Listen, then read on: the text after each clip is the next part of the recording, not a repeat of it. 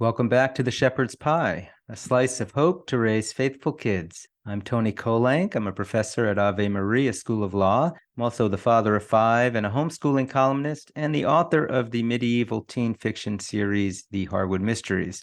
By the way, book 5 in that series is due to release this October. Book 4 has been very blessed with several book awards, so please check out the series for your teens if you're interested at antonykolenc.com. Today, we're speaking with DJ Dixon, an author, a father, and an educator, and we're going to be speaking about how we can try to stem the tide of teens losing their faith and leaving the church.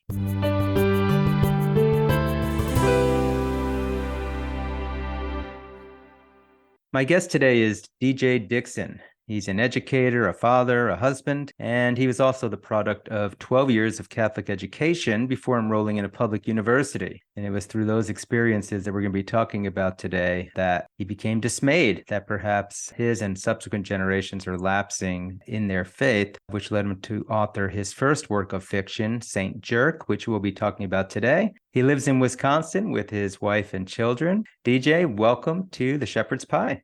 Hello, Tony, and hello, listeners. It's a real privilege to talk with you here, and I'm grateful for the opportunity. I love Saint Jerk. You sent me a copy. I've been able to start getting through it, and I love the concept. But before we dive into that story a little bit, maybe tell us a little bit more about yourself, about your background, and again, what kind of got you into writing for youth? Yeah, sure. Real quick background on me. I am a cradle Catholic, born, raised, still living in the upper Midwest. Squarely in Generation X. I've been married 25 years, am the dad of girls in high school and in college. Growing up, as you said, I attended Catholic school from first grade through high school. Moved out to attend public university, had a career that spanned fields from state politics to higher education. We are, I think, a pretty ordinary Catholic family in that, Mass is a priority every weekend. We're actively involved in our church. We've got a great school, fortunately, attached to our parish. And in fact, my wife is a teaching assistant there. Our girls attended that Catholic school from kindergarten through 8th grade. But when it came to high school for them, we really didn't have a better option for them as a family than the public school. About 10 years ago, when my older daughter was in her last years of Catholic school, right, 7th grade, 8th grade, the dad and me started to worry a bit, thinking ahead to how her experience of going to a massive public high school might affect her faith. As her world got bigger, that she'd be meeting more people from different backgrounds. That's not necessarily an unhealthy thing, right? But at a school that wasn't grounded in Catholicism like she was accustomed to. I thought back to my own high school and college years and how I wish I knew some things then that I know now that would have helped me.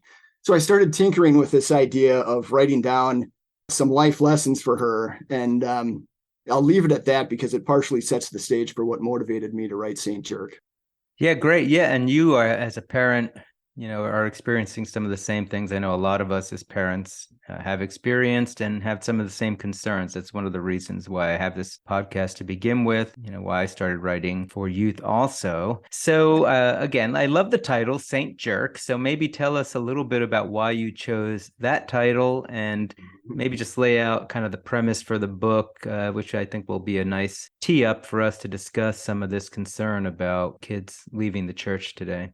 Saint Jerk. Well, the title itself, that'll become obvious about a third of the way into the book. You'll see a direct reference to that and a couple other of more subtle references to it later. But it's sort of this idea of kind of that dichotomy of sometimes we think we're doing the right thing and it doesn't take much. It can be one bad decision. And boy, there's one in particular that he makes that can make it feel like it's all crashing down and you're anything but a saint. But it's a modern day fictional story. It's told by an 8th grader named Jack who goes to a Catholic school. And if that starts to sound familiar to what you've been talking about, well, that's by design. So for religion class at his school, every 8th grader is assigned to do 20 hours of volunteer service on their own time by the end of that fall semester. So the book is a first-person account from the start of the school year through about Christmas time. And as he's doing each of these different volunteer jobs, something interesting usually happens. Not all of them go bad. Some of them go very bad. While the service project kind of drives the plot for the most part, he also shares a lot of these other very relatable, pretty hilarious, and sometimes even poignant experiences that make an impact on him and hopefully on his readers too. He's going to have some trouble with his friends. There'll be some pretty thought-provoking classroom conversations with their parish priests. He's going to have second thoughts about some knucklehead social media influencers that he follows. And like I said, he's going to make a really bad snap decision a little bit before Christmas time. But he and his readers go on a journey that goes a bit like this, right? To start with, he gains even more assurance that his faith is true. And because it's true, then he reflects on the consequences of that and starts to think more about how it applies to his everyday life. He learns to recognize that the church is fundamentally important to being a Christian. And he comes to realize that he has complete control over the only thing that really matters in his life. And that's whether he follows God's way or the world's. Ultimately, that's a message of hope, right? That in all of the chaos of the world today, we already know where and how to find peace. And that's something that I want to deliver to the readers. And all of that is packed into a pretty quick, well-paced 200-page book. If I can add something about I talk about this as a work of apologetics. And to be clear, I am not pretending that this is a one-volume proof of God and Christ, right? It's very surface level stuff, but a lot of kids have never heard even that much. And again, I think one of the problems that we have with kids leaving the church these days is that we take for granted that they know this stuff, right? So the goal here is that after reading St. Jerk, sometime later they hear someone tell them that, well, there's no evidence for the resurrection. I mean, come on, seriously? But I want them to remember, well, okay, but I remember that part where they talked about, okay, well, how do you explain something like the apostles responding the way they did, from going into hiding at first to then risking their lives for the gospel, when they themselves are the ones that have known whether or not it would have happened or been true. And, that's one of the many examples in St. Jerk. Again, it's really surface level stuff. But the idea here is to just keep these kids at this very critical age tethered to the faith until they're ready to dig even deeper. But the book includes much more than that. And here's where I think it's made an impression on my adult readers. Lessons like, don't presume that God holds you to the same standard as someone who doesn't know any better. He may be expecting a lot more out of you than that person. The difference between romantic love and Christian love and how that affects the way kids think about dating and marriage. To be careful not to judge others when we don't know the circumstances of their lives. And I think the humor is something that all ages can enjoy. And even though the book is intentionally and unapologetically Catholic, no pun intended, right? It was important to me that it's accessible to all faiths. And I have reviewers that say, a great book for all ages and all denominations. I had a reviewer that wrote that even as a 70-year-old Protestant, this book made me reflect on my attitudes and actions. And then I had a reviewer that said, I laughed so hard I shot lemonade out of my nose. And I read those and I thought, perfect. This is exactly the reaction I was going for. So it tells me I hit the target, and I just find that very encouraging. Sounds like some of this book may be autobiographical in the sense that you drew from your own experiences as a kid. Maybe you could lay out for us a little bit of your own faith journey where you felt like, your own faith lapsed as a kid and how that relates to kids today and what you're seeing.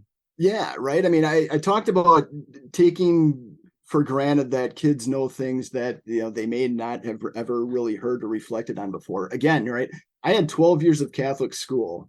And in hindsight, I'm sorry to say, but it's fair to say that our religious education was lacking, to put it tactfully. Here's a true story. We had a high school reunion just a few years ago. And they had this little trivia contest. It was the boys against the girls, and they'd ask questions to one group back and forth. And it became kind of obvious that as a joke, the girls were getting these softball questions and the boys were getting these really difficult ones. One of these, quote unquote, impossible questions they asked the boys was, name the luminous mysteries of the Rosary. And I pounce on it, right? I start answering on behalf of the guys. I'm like, okay, let's see. And I answer this question and I finish, and there's silence and people are staring at me amazed. I mean, honestly, like there was a hamster crawling out of my nose or something. And they're like, how did you know that? And I laughed and I kind of shrugged, but I'm thinking, how on earth am I the only one that knows that? And now, granted, the luminous mysteries, right, they weren't a concept yet in my high school days, but you get the point. We had 12 years of Catholic school and we knew nothing of this. Our parents took it for granted that we were being taught what they learned, and we were left to learn that on our own. That is, if any of us cared enough to seek it out as an adult. Right. And mind you, this is the generation whose kids are in their teens and 20s now. And I think I'm sensing a pattern. I will say this. My nephews went to that same high school I went to, and they've got a fantastic education. My girls had a great experience too. Kudos to today's Catholic administrators and educators. Really appreciate what they're doing. But even before college, right? I don't mean to make this all about me, but I think it's a common experience, and it's one that repeats itself in kids today. But like most people, right, when you become teens, you gain intelligence, right, just naturally. You start to recognize that the story of Christianity, the resurrection, right, is pretty implausible on the surface, right? Maybe you learn something about evolution, and hey, maybe that explains everything. Or you ask yourself these same age-old questions, why is there suffering in the world? And of course, because you're 14, you know everything already. So you think you're the only person that's ever pondered these questions. And it's a vulnerable age if you haven't learned the answers or even know that those answers exist. So it sounds like one of the problems you're identifying is that we in our generation just aren't doing enough to even lay the basic foundation. Now, you also gave a hopeful tone, though, that perhaps the Catholic schools may be doing a better job in our generation than the others. So maybe let's tackle that first one. I mean, what is your advice to a typical family or a typical youth group leader on how they can do a better job in this area? I think it starts with recognizing that kids are getting pounded by a culture that wants to tell them that everything they were taught what to believe really doesn't have any basis in fact. Kids can accept that, right? Take a child born into a Christian or Catholic family.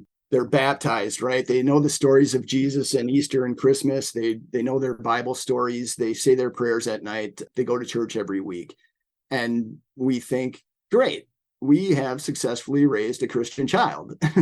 But as the years go by and the kid's intellect and reasoning develops, they just become naturally skeptical and independent. And as their world gets bigger, they are exposed to more of that culture. And those same questions I just mentioned start to creep in, and they may not care to ask their parents. They don't want to upset them, and they might just ride the clock out until they move out of the house. And then we wonder why they're not going to church anymore. So, I think the answer, it's just one piece of the solution, but it's a pretty big one, right? We need to arm these kids, especially at that vulnerable age, when they're smart enough to handle these sorts of arguments. Confidence that God exists, right? That Jesus is real, that the church matters in their lives, so that they know these things before those other influences have a chance to pull them away. So how do you do that? The question you asked, there are a ton of great apologetics resources out there, but we have to keep in mind that age group, right? They're not advanced enough to handle G.K. Chesterton, but they're smart enough to handle some simple, basic answers to these questions.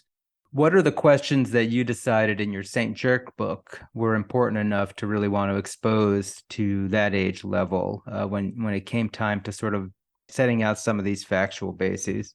I think there are several. There are many, but to put some of them under the umbrella of, can we push back against this idea that science and faith are in conflict and that you have to choose one or the other? I mean, that notion has become so embedded in the culture, and it's just absurd on the face of it. I talk about these in the book as kindergarten level questions, right? They're being asked by people that ought to know better if they took 5 seconds to reflect on any of this stuff. So I want to just make that clear to kids. Science and faith are not in conflict at all. I mean, and that's some of what I get at in some of the arguments that are kind of embedded in the story. Yeah, and of course, that's been a major theme, even going back to St. John Paul II. I mean, he tried to, I think, hammer that point back in the 80s, and we're still struggling with it maybe more today than we did before. So besides the idea that maybe we're not laying a strong enough factual foundation, are there other things that you've seen or experienced that is really pulling our kids away from the faith and the church today? And is it any different than when we were kids? I don't know that it's much different. I guess I would say that I think kids today are facing stronger headwinds than we did, right? I mean, they're not experiencing a different kind of dynamic. It's just more difficult. From where I sit, we have a culture that maybe when I was younger was absent of Christianity. I think today it's just absolutely hostile to Christianity. And social media is just such a minefield, unlike anything that we've ever had to deal with before, right? And if we don't know what our kids are exposed to online, you can put a filter on that keeps them out from accessing some adults' sites. But that's not enough, because social media, I mean, goodness, if Dante were writing the Inferno today, there'd be an eighth circle of hell, right? I mean, there's some great stuff out there, but an awful lot of trash. And maybe one thing to suggest parents do is, without putting their kids on the defensive, is just to say, who are your favorite social media influencers? And just, on your own, check out some of their content and just make sure that that's consistent with what you want your kids to be learning. I did an episode recently with very faithful Catholic teen, Kate Waldyke from Catholic Mom and Daughter. Yeah, and we were great episode. Yeah, and we were talking about all of the great social media content that's actually out there, apologetics wise and faith wise. And it's true, even on TikTok, when I've been trying to dabble in that lately and looking at some of the Christian content, there are some very powerful voices if you are looking for them. The real question may be, how do we get our kids to be more interested in turning on those influencers?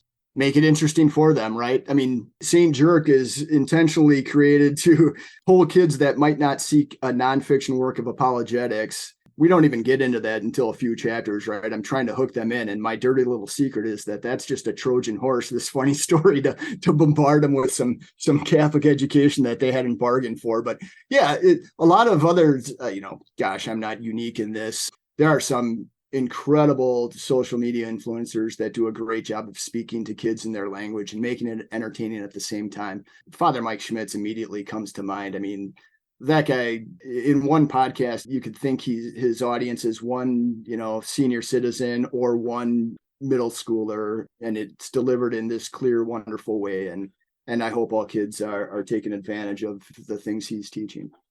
His Bible in a Year and Catechism in a Year podcasts are just amazing. Yeah. So all right. We talk about getting kids interested. And again, both of us are basically writing fiction for this group, because at least my belief has been, if we can expose kids through a medium like fiction that they might be interested in, they're going to be more inclined. And so maybe go back to your book for a minute and how do you do that in St. Jerk so that a kid isn't going to feel like they're just getting preached at? And maybe that's a lesson we can take away as adults when we're dealing with kids too. Yeah. And as you said, you're an expert at this in your own works. A story's got to be relatable. A kid's going to see right through a story where the narrator is saying, yeah, and then my friends went out for pizza and we said, hey, let's talk about God for a while, right? I mean, I think I was able to create a flow that rings true, right? That's why when they are talking about things like, does God exist? It's because the parish priest comes into the classroom and says, hey, let's talk about this and how it relates to the service project that they're all doing. That's one way to do it. I think that is not an easy needle to thread, but hopefully I've done that successfully in this book, as so many authors like you have been able to do successfully. Okay, so we've got the laying the foundation for our kids a little bit better than we're doing, being more in tune with the influences in their lives, presenting things to them at their level. Are there other things that you're seeing out there that are helpful to understanding why we have kids leaving the church? Is there something very specific to Catholicism? I mean, in my mind, all of the attention the media has paid to like the priest abuse scandals has not been probably something very helpful, although I'm not sure how much you think that impacts our kids.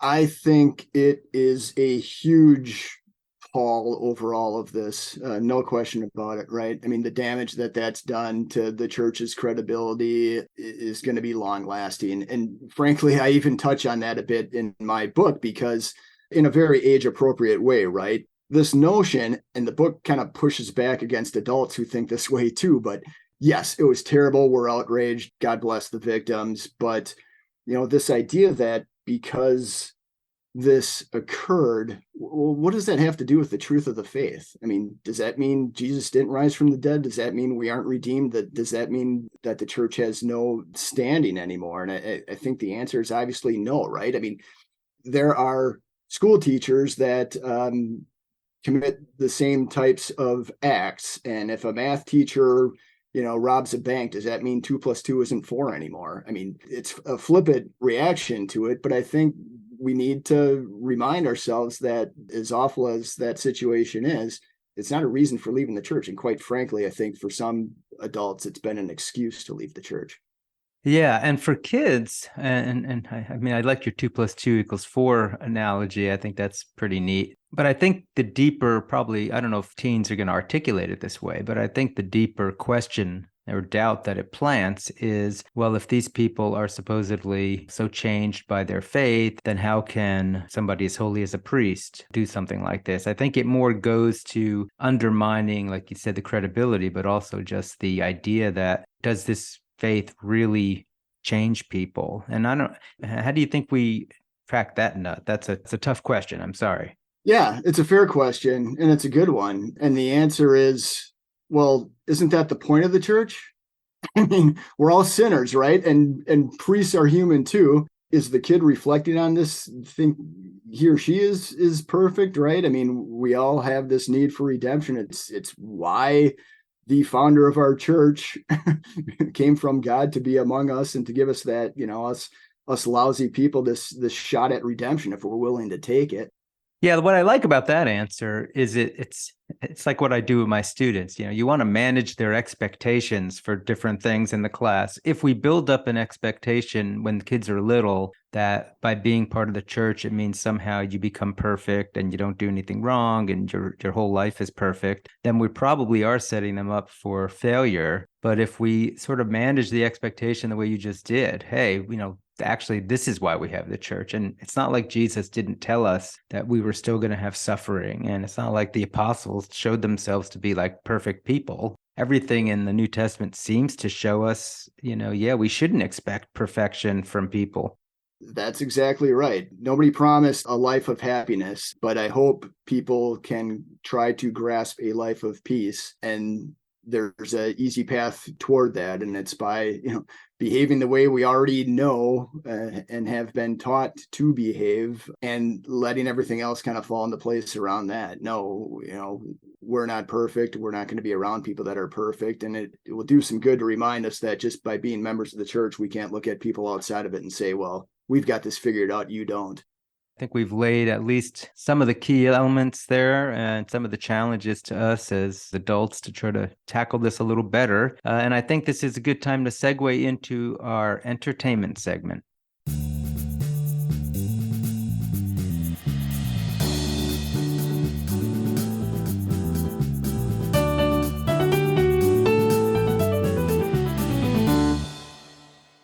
In our entertainment segment, I like to ask our guests if they have a movie or a book that they might recommend to families, especially that might be helpful on the topic of the day. And we've been talking about the importance of kids keeping their faith. DJ, I understand you've actually brought us a very good book along those lines. Like I said, my book, St. Jerk, is intended to be the most entry-level apologetics besides just being a fun read. But, for a much more comprehensive, in-depth treatment, I'm a big fan of Why We're Catholic by Trent Horn.